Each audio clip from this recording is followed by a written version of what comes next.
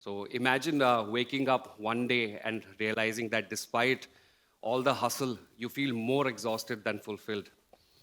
This isn't a distant dystopia, it's the reality for millions of us today. I'd like to begin by sharing the story of Arjun, a young professional from Bangalore who every morning wakes up at 5:30 a.m. He rushes to his routine, catches the overcrowded bus and a marathon of back-to-back meetings. Despite working hard for long hours, chasing ever increasingly targets, he felt the emptiness that no amount of overtime and accolades could fill. One day, in a moment of rare vulnerability, Arjun confessed, I'm living to work. I'm not working to live. His words struck a chord with me, and I'm sure with many of you who are here today. So, today I want to invite you on a journey from hustle to harmony, from burnout to balance. We are here to rethink success in an age where the relentless pursuit of often leaves us depleted, not enriched. So, how big is the problem? I think it's a global burnout crisis. Let's look at some of the facts. The World Health Organization has recognized burnout as an occupational phenomenon, a clear signal that chronic stress isn't just an individual falling, but a systemic crisis. According to Gallup's survey, it reveals that nearly 60% of the employees worldwide experience chronic stress and fatigue, with a significant portion reporting symptoms of burnout. If we had to talk about India, these statistics are mirrored in everyday lives. Consider our education system. In a country where academic excellence is seen as the passport to successful life, students are under immense pressure to outperform, often sacrificing their mental and emotional well being. The National Crime Record Bureau has reportedly highlighted the tragedy of students' suicide, which is a grim reminder that our conventional definition of success may come at an unbearable cost. Similarly, the rapid rise of the gig economy and the digital workspaces, while offering unprecedented flexibility, has also blurred the boundaries between work and personal life. The pressure to be always on means that many Indians, from corporate professionals, whether someone in Mumbai to someone in Hyderabad who's taking care of the tech side of the company, are caught in a cycle of unrelenting hustle. Let's have a fresh perspective. What if we reimagined success in a different way? What if we shifted the focus from counting billable hours and measurable outputs to cultivating a life rich in balance, well being, and connections?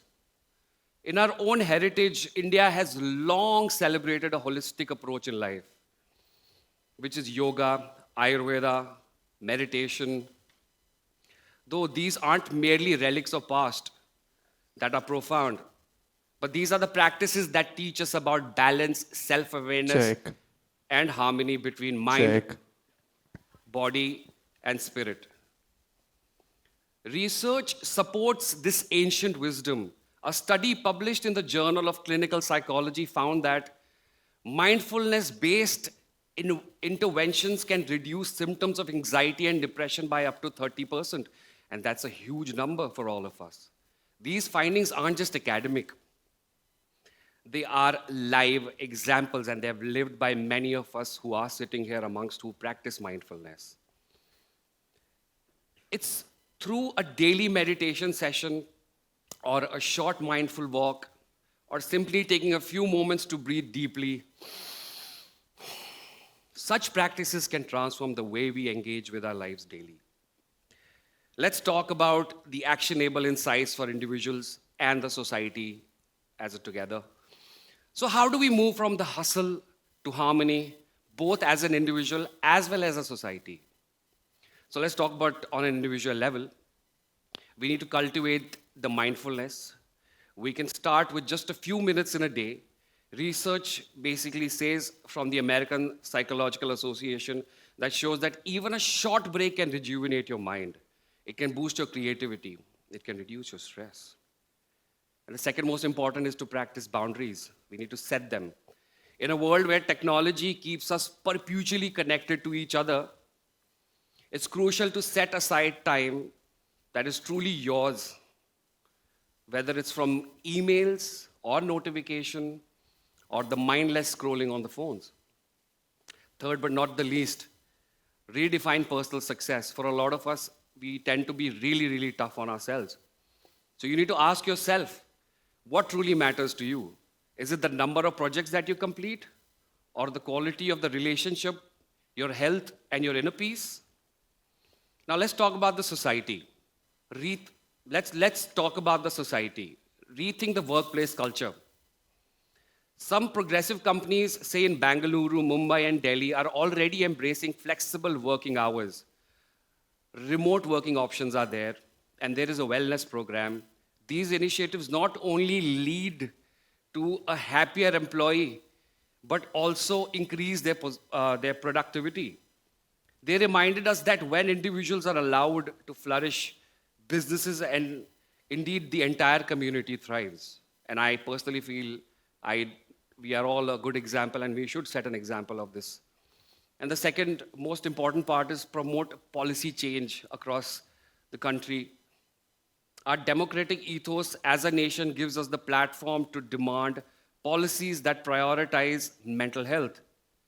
Whether it's through labor laws that enforce reasonable work hours or public health campaigns that basically help mental health issues change is definitely possible, but we all need to come together and we need to have a relentless efforts towards making it happen.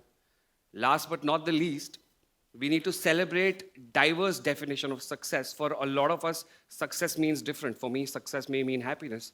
For you, success may mean money. So you need to create the right balance by pursuing the right kind of aspirations that you have. So let's talk about in the Indian context, where a land of ancient wisdom is as well as accompanied with modern challenges. India stands at a unique crossroads. As a vibrant democracy, we have the privilege and the responsibility to question established norms and to redefine success on our own terms. Our cultural tapestry is rich with narratives that emphasize balance, resilience, the inner fulfillment. Yet, in the race towards modernization and economic growth, many of us with these insights have been overshadowed by the glorification of hustle, because hustle has become a cool buzzword amongst all of us. So, take for instance the plight of our students in an education system that's fiercely competitive.